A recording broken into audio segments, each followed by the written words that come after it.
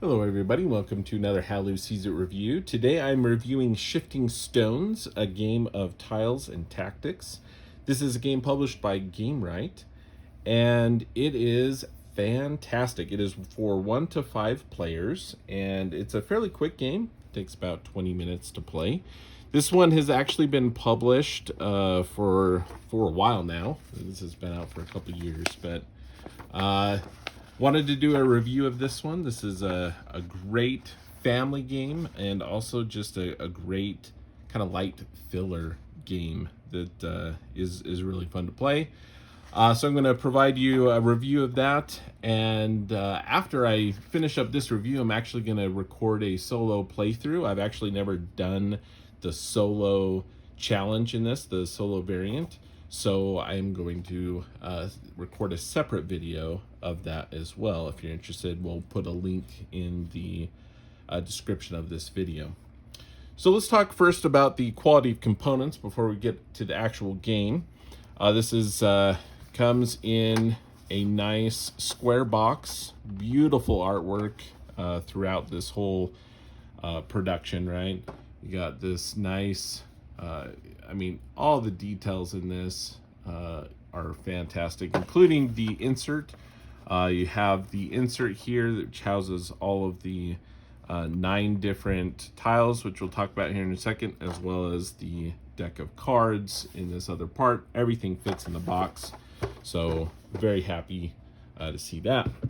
As far as the rule set goes, it is a pretty simple game, and you can see that here from the rules, and the rules do a great job explaining the game. Didn't have any sort of questions or issues understanding it. It has illustrations, some examples, so very, very nice there. The other side in another language, but that's the English set of rules right there. And let's talk about the components here. So you'll see here that the tiles are these really nice cardboard tiles that are pre-punched, if you will. They come ready to play. They are double-sided, which is a key element in this game. You're going to be moving and shifting, as the title would suggest, shifting these stones around and also flipping them over, changing spots, switching here orthogonally, and also flipping the tiles over. So the tiles themselves are just really, really cool. They have layering to them, right? So you have these images that kind of shift out, and it's really, really cool. I'm very impressed what they were able to do with these tiles, because it really feels like they're, you know, these stones with something etched into them, right? Because of the way that they've spent the extra, I guess, money, production value, right? So they just are really, really beautiful. The one of the downsides here is the orange and pink possibly could look fairly similar. And so I don't know. I'm not colorblind, but that is one that sometimes catches people off guard. They're playing, they're like, "Oh no, I thought I had the orange one, but it's the pink one," or something like that. But other than that, the tiles are really, really cool. They just have a lot of great detail to them. I mean, even down to like these little niches that have been like these little chipped parts of the stone around the edges. So cool. There's the boat. So it's just a really, really beautiful production and produced game here. So the only other component we have here are our shifting stone cards. The cards are great quality. They have a nice linen finish to them. All of the backs are the same here. And then we get to the actual cards. And the main game here, we'll get into some of the gameplay, is that you are trying to, everyone's going to start with like a hand of 4 of these. And they range in value of points. which should correlate with kind of the difficulty of setting these different tiles up. But for example, this one here, I just need a green above a gray one here. And we'll just kind of, the last component here, excellent, is, and very important, are these tile guides that there's one for each player, and you have a darker one to represent the first player.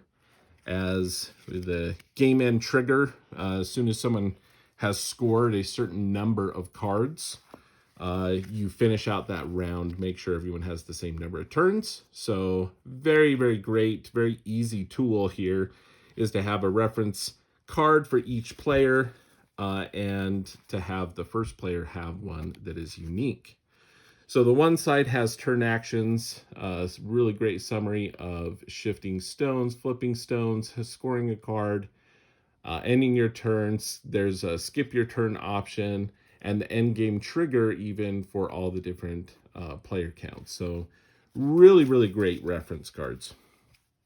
So we'll see here, there's actually no, if I was looking to score this one here, there's currently no green trees out on the board. So I would look here and say, okay, I need a green tree. It is on the other side of the gray. So I can actually look at this and say, hey, actually, these two gray. So if I were to, on your turn, you're either scoring, and you can play as many different actions as you can, or you would like to. You're either going to score a card. So let's say I wanted to score this. I can't score this one. This one here, there's a boat, but there's no boat there.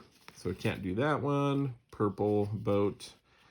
So the other important thing is when you are playing the game, it suggests having the deck of cards and the discard pile here to recognize the top, because it needs to be the same orientation from everybody. Not just because I sit here, it's not this orientation. If I sit here, it doesn't change to this orientation. It always is this way. And the points are at the top as well. So if I'm sitting over here, I might want to, kind of shift and hold my card this way to recognize the orientation that it needs to be. But I don't have anything that way. So like I wouldn't be able to, for example, score this one if I shifted this over for this line. It needs to be this way. All right. So this one's a pretty easy point here with one card. And I may be able to do this one fairly easily as well, right? So what you could do is, these are worth more points, right? But I can discard one to either flip one of these stones or these tiles over, or I can shift two tiles that are adjacent to each other, orthogonally adjacent, not diagonal. Can't do that. So I could do that. I could spend that to swap these two. And then, actually, right here, we have the purple tile and the boat tile here. So I'd actually be able to score this point, and it would go just placed in front of me. So now I have 1 point and one card. But I can keep going. I can also spend this one here and discard it to flip this over. And now I actually have this one as well, the green and the gray. So now I have 2 cards complete and 2 points. My hand is empty. I used all 4 of my cards. At the end of your turn, you're simply going to draw back up to 4. And then it's the next player's turn. The other thing to consider is, so at the end of the game, obviously whoever has the most points is going to be the winner, but whoever has the most 1 point cards completed, scored, they also will get a bonus 3 points. So something to kind of consider as you're looking at your opponents and seeing what they're doing. And it provides a lot of the gameplay is very, very simple in that regard, right? So I can play as many cards as I want. I'm limited to the amount of cards. I can't do anything else. It goes to the next player. But there's really a lot of kind of interesting situations. So you may draw a card and be like, oh, perfect.